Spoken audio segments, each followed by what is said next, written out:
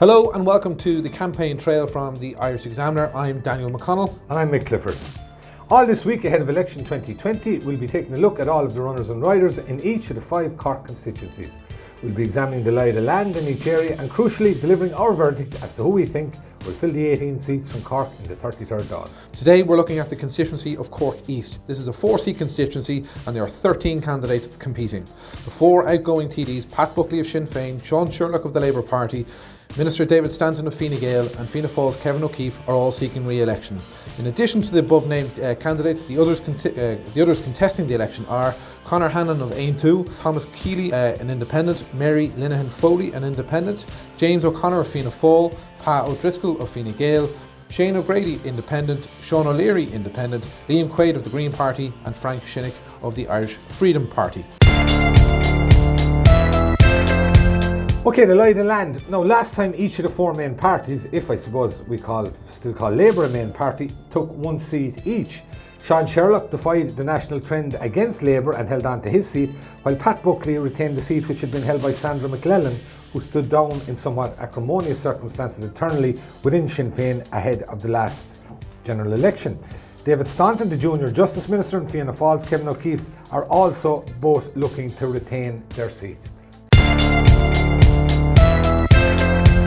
So Danny, how do you see it? So Mick, as John Paul Phelan, Fine Gael's election director at local level said, what Cork East does to the country decides. This is seen as a bellwether constituency. Bit of a patchwork of a constituency rather than a unified one geographically. So you've got towns like Youghal and Middleton in the northeast, and then you've got Fermoy and Mitchelstown, and then Mallow and Cove. So what we saw in 2016 were 2 northern TDs and 2 southern TDs. Now, that makes it a very hard constituency in my view to call clearly.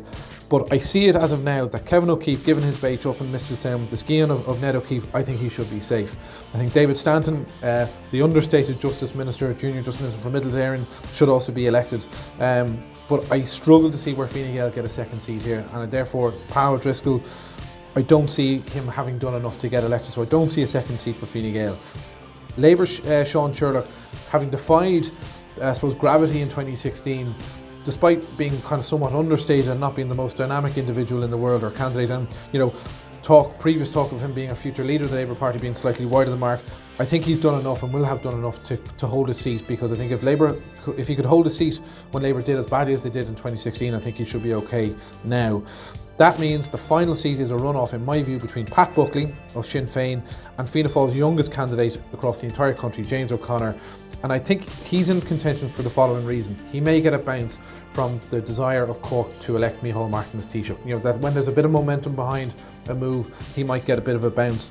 Ultimately also as well, unusually, he may benefit from Fine Gael transfers this time around. If Fine Gael don't get a second seat, their transfers have to go somewhere, and I think there may be enough to get James O'Connor over the line. So as of now, I'm calling it the 4 seats for Cork East will be Kevin O'Keefe for Fianna Fáil, David Stanton for Fine Gael, Sean Sherlock for the Labour Party, and a bit of a surprise with James O'Connor, a debutant, winning the final seat at the expense of Sinn Féin's Pat Buckley. Okay, well that's it for today. Tomorrow we'll be looking at the constituency of Cork North West. Thanks for listening. Bye for now.